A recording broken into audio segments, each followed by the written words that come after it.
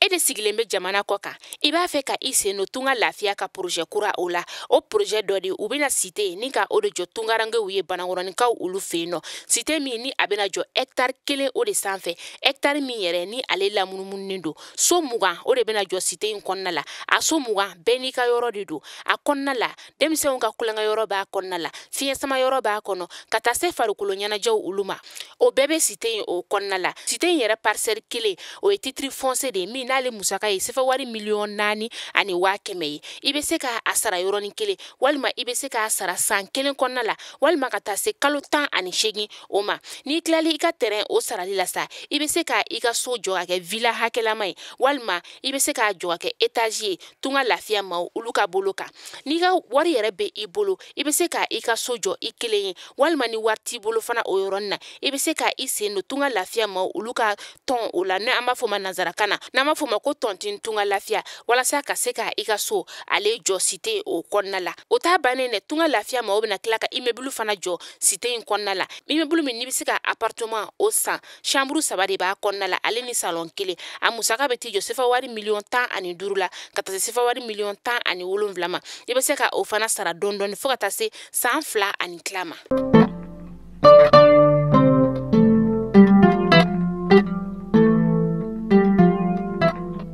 bi janvier kalo tile 17 ye san 2023 aw minnu b'an filɛ sanga n'a ka wagati an ka bɔlɔlɔ kana la Mali kɔnɔ yan ka taa se Mali kɔkana ma an bɛ aw bɛɛ lajɛlen fo aw ka wagati o cogoya la kunnafoni an bɛ o lase aw ma don o don nisɔndiya ale kɛnɛ kan ka sababuya kɛ a b'aw sigi ni ka an ka kunnafoni ka ale lajɛ tɛnɛn fo ka taga se juma ma kunnafoni ale waati selen ne a y'aw bisimila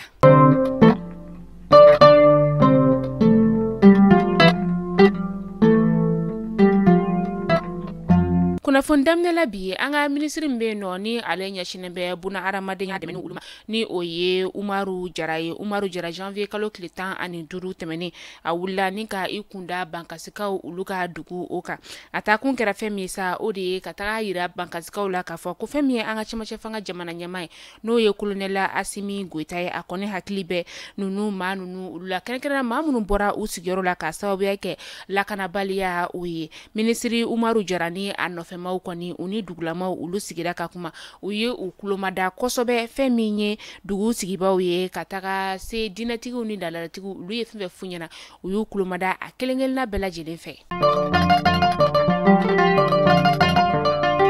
ministre min bɛ yen nɔ ni ale ɲɛsinnen bɛ an ka jamana ni jamana wɛrɛ koɲabaw olu ɲɛnabɔli ma ni o ye Abdoulaye Diop ye ka taga se ministre min fana bɛ yen nɔ ni ale ɲɛsinnen bɛ bɛn ani kelenya sabatili o ma ni o tɛ maa wɛrɛ ni o ye colonel Ismaël Wage ye janvier kalo tile 15 ka taa se a tile 16 ma san 2023 u y'u kunda Algérie jamana o kɔnɔna kan u taara ka taa tile 2 bɔ ɲɔgɔn ye ni ka o kɛ Algérie jamana ɲɛmaa o ye ministre Diop ale taara ni ka taa an ka cɛmancɛ fanga jamana ɲɛmaa n'o ye colonel Asimi Goita ye ka taa ale ka cikan ni ka o lase Algérie jamana ɲɛmaa o ma ni o ye son excellence Abdelhamid Tebboune ni ale ye u ka kumaɲɔgɔnyaw kɔnɔna la sa janvier kalo tile 16 ni a ye u bisimila kumaw kɔnɔna la kuma fanba yɛrɛ bolila fɛn min kan o de ye bɛn ani kelenya o bɛ se ka sabati jamanaw ni ɲɔgɔn cɛ cogoya min na u ye o kuma fanba ni ka o kɛ k'aw ladɔnniya k'a fɔ ko fɛn min ye Mali ale ni Algérie ni ɲɔgɔn cɛ sa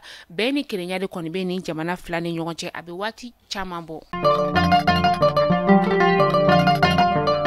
janvier kalo tile 14 tɛmɛnen san 2023 Imam Mahmudu Diko ale kɔnɔnatɔ ka bɔ Arabi Saouditekaw ka jamana o kɔnɔna la a sela an ka jamana kɔnɔna la wagati min na sa maa dɔw de kɔni ye gaz lacrymogène ni ka o kɛ ka a kunbɛn ni kɔni kɛra waleya min ni ale cɛjuguyara kosɛbɛ Kodɛma ni ale ɲɛmaya bɛ Usaini Amion Gindo bolo ka taga se Imam Mahmudu Diko yɛrɛ ka fara ɲɔgɔn kan jɛkulu ma n'an ko ma ko semasi ni o ɲɛmaya bɛ Yusufu Daba Jawara bolo olu kɔni y'a laɲini an ka jamana marabagaw fɛ k'a fɔ ko ka yelen sigi nin ko in kan maa minnu kɛra sababu ye ni ka nin waleya jugu in kɛ ko ka tɛgɛ da olu kan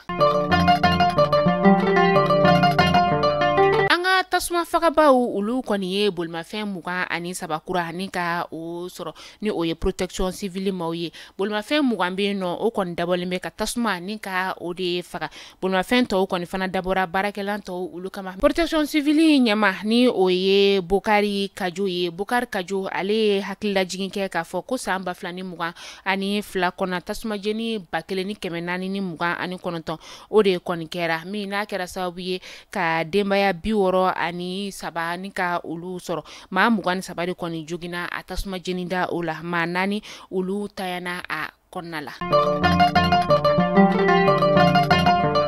Festival la Segu Ara ale ni Ogo Banya a kan ka daminɛ dɔgɔkun damadama o kɔnɔna la an ka jamana la yan nɔ a labɛnbaw olu ye kɔni layidu ta k'a fɔ ko yɛlɛmaba o bɛna don ɲinan festival ninnu olu kɔnɔna la ka tila tuguni ka maaw hakili lasigi k'a fɔ ko lakana kɔni ale bɛna sabati. Faraɲɔgɔnkan jɛkulu min bɛ yen nɔ ni ale ɲɛsinin bɛ wari falen koɲaw olu ma olu kɔni y'a laɲini k'a fɔ ko ka sɛgɛsɛgɛli ni ka o dayɛlɛ ka sababuya kɛ u cakɛɲɔgɔn fila olu kɔni fagakun yɛrɛ ma dɔn u la u ka fɔ la ko ni sifinnaka fila ninnu kɔni wulila janvier kalo tile fɔlɔ tɛmɛnen maa dɔw fɛ sa ko ka taga ka t'u ka wari ni ka o de falen o kɛra sababu sa ka ni maa fila ninnu ni ka u bɔnɛ u ni na.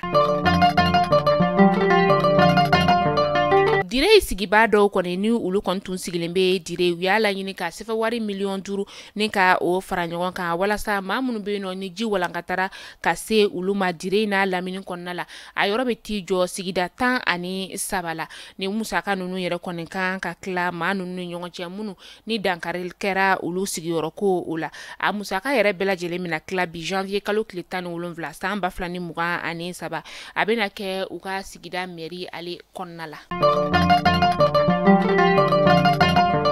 An bɛ taa Banbila ale bɛ Janko sigida o la Janko bɛ ba fila bɛ o lamini na kamalen dɔ ni ale kɔni ka baara ɲɛsinnen bɛ bagangɛn o de ma ale kɔni su o yera dɔgɔkun tɛmɛnen na kuludakɔrɔla dɔ la maa dɔw ka fɔ la sa ko ni sifinnaka in yɛrɛ kɔni maa marafɛntigi lakodɔnbali dɔw de kɔni ye a bɔnɛ a nin na o maa kelen ka fɔ la ko a su yɛrɛ de kɔni yera a ka balo yɛrɛ o kɛrɛfɛ wagati min na a bɛ dumuni na maa minnu kɛra sababu ye ni ka a bɔnɛ a nin na yɔrɔni kelen olu kɔni ye u yɛrɛ ta ɲɛma se ka da u kan maaw ka fɔla sa ko o waati kelen fɛnɛ na musomanin dɔ ni ale si bɛ t'i jɔ san 13 bɔɲɔngo la ale kɔni fana su fana yera min yɛrɛ na ale yɛrɛ su yɛrɛ kɔni cogoya ma se ka dɔn ka sababuya kɛ bogotiginin yɛrɛ kɔni ale tununa a bɛ waati caman bɔ kabini samiya donda wagati ni ale tununa Jimekura ale bɛ kunfan sigida o la a kɔni su yera nka a ma se ka dɔn maa sugu kelen min don.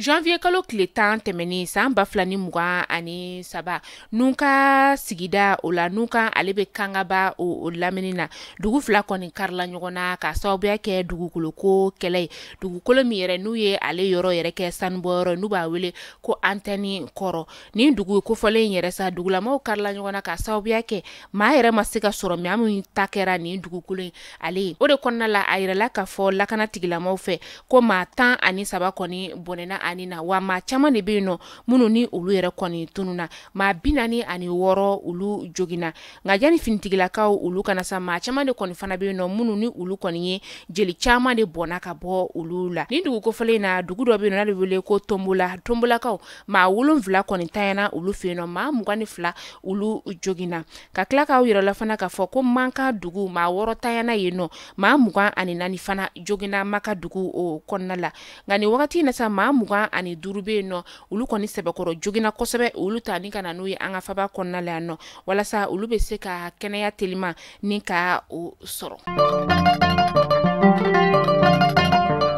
An bɛ taa kɔkan kibaru la an bɛ taa Burkina Faso kaw olu fɛ yen nɔ muso caman de bɛ yen nɔ minnu n'olu si bɛ t'i jɔ san 40 ka taa se san 50 o ma olu kɔni jasora alamusa tɛmɛnen na ka na se juma o ma Arbenda kaw olu fɛ yen nɔ Arbenda ale bɛ Suma sigida o la a yirala k'a fɔ ko ni musolaka ninnu yɛrɛ kɔni tun tagara kungo kɔnɔna de la minnu n'olu kɔni tun taara balo ɲini o kɔnɔna la o la sa maa marafɛntigi dɔw kɔni ye ni muso ninnu ni ka u jaso hali sisan u taa yɔrɔ yɛrɛ kɔni ma se ka lakodɔn.